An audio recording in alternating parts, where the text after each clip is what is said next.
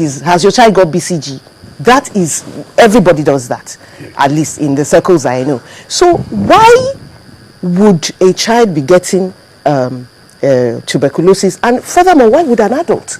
Doesn't it confer lifelong immunity? Thank you. That's a good area to look at it. There were two main. In fact, first of all, let me just mention that tuberculosis is an ancient disease. It's as old as me. Some people have traced almost to 17,000 years ago, whatever you want to talk about. That was far before Christ. Apart from that, there were two scientists, for example, you know, Comet and Gouraine, and they are these bacillus they developed because the BCG. That's what people use. When you say you give it, it doesn't give life or total life or protection. After about 10 years, so to say, you may need to start thinking of, you know, renewing it. So what's wrong with somebody going back, you know, having a card like that says you should renew this vaccine in the year 2020, for example? Yes, we may not have to do that because look at it this way. There are certain factors in us.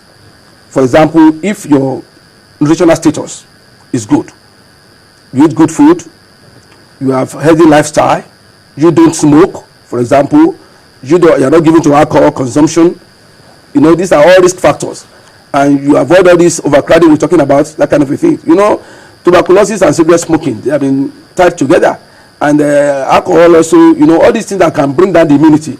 Malnutrition is one thing that can expose somebody, that kind of a thing. And like I mentioned to you, most of the time it is, you know, in cases of viral diseases that we have what we call a kind of, you know, lifelong immunity. If it's bacteria, for example, you just need to do a few things to reboost your immunity, so to say. And this is exactly why, you know, it doesn't confer immediately on somebody a total lifelong immunity. Okay, doctor, I'm going to have to pause at this point. We need to take a break. Right. When we come back from the break, we'll have to talk about the multi-drug resistant TB and other things. We're going to take a break right now. When we come back, we continue. And you can also call in, give us your comments, ask your questions after the break. It opens with a gate of arts. Moves into windows of creativity. She finds the only English word she knows from somewhere hidden in the belly of a 4'9" body, and instead of "I won't care," she greets us with "bye bye." Branches into rooms of color.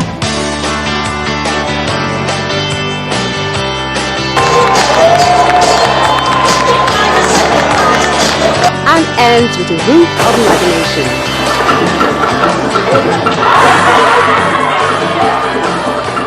Walk into Art House. The pieces all come together at 9:30 p.m. every Saturday. Art House, life is art. Welcome back to Health Matters. It's time now to get your calls and your reactions. The number to call is 012206-842. 012206-842. And we're talking about tuberculosis, fondly called TB. Doctor, about 450,000 multi-drug resistant cases. Why? Yes, this will occur for a variety of reasons. One, a patient who has commenced treatment may just feel, oh, I'm better, I'm okay, and I think it's gone. That person may stop for that treatment. Also, there could be a factor resulting from a physician who probably, I'm sorry to say this, who probably did not give the proper prescription, so to say. Then there are those also who, for one reason or the other, are not using effective drugs or effective medication, that kind of a thing. So the drug may be faulty, may be that of the patient, and may also be that the patient is using on the dosage, or is not even really taking the drugs the way it's supposed to be, maybe because the patient has forgotten to, you know, go on to do the right thing. And don't forget, this organism too, they want to survive.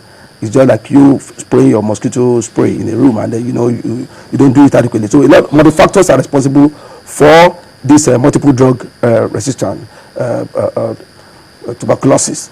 And because also the first line drug that we're supposed to use, if they are properly used, Usually, isoniazid, for example, rifampicin and whatever, all these common drugs, I'm not going to that kind of pharmacology here.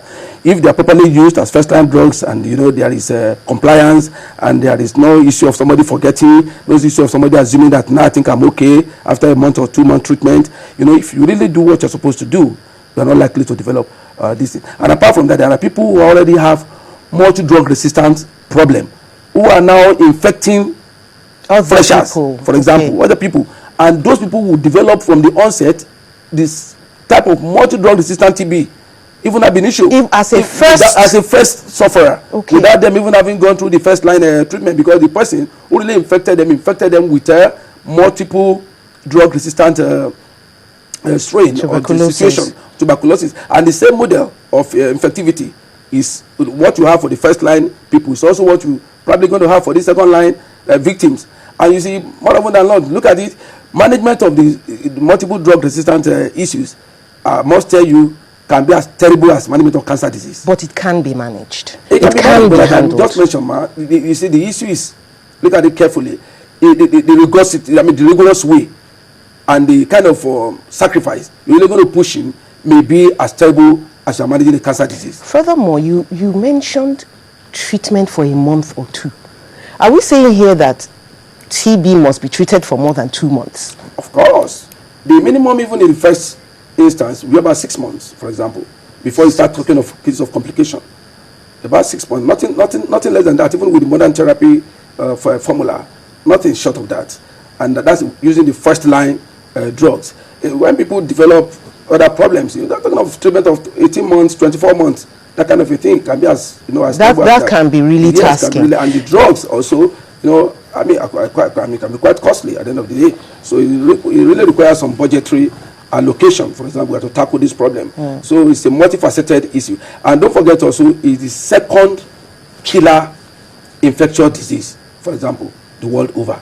Next to the people who are having HIV and AIDS concomitant which we must also talk about. Yes. But first of all, these people who have latent infections, are they dangerous to freshers, as you call them? Can they pass on an infection even though they are not showing the symptoms? Yes, thank you for that. The issue is this. It's like how susceptible is the new victim? Is your immunity okay? Are you malnourished? What is the duration of your exposure? And so on and so forth. Don't forget also, even some sufferers, like we say, may not even have been exhibiting frank signs and symptoms. Yes. For example. Just a minute. I believe we have a caller on the line. We're getting a call from Jude from Delta State. Hello, Jude. It looks like we've lost Jude. Anyway, let's go on with what we are saying. So, latent TB carriers, as they are called, can actually spread TB to other people. I mean, why not? If the person is vulnerable, but if they have not started suffering, for example, the rate of contagiousness is much lesser than when they have already started exhibiting symptoms. Now, there's this romance between TB and HIV. Can you enlighten us? Yes, they seem to be moving now like twin sisters or twin brothers, so to say. It's because, you see, the factors that can make you easily vulnerable to catching tuberculosis probably is readily available with people who have compromised immunity. And one category of such people are people with HIV and AIDS. Once the immunity is compromised, the issue of infectivity becomes higher. You're more vulnerable. So which comes first, the TB or the HIV? What leads to what? It doesn't matter. TB can come first before the HIV, and HIV can come first before the TB. It's all about compromising immunity and vulnerability.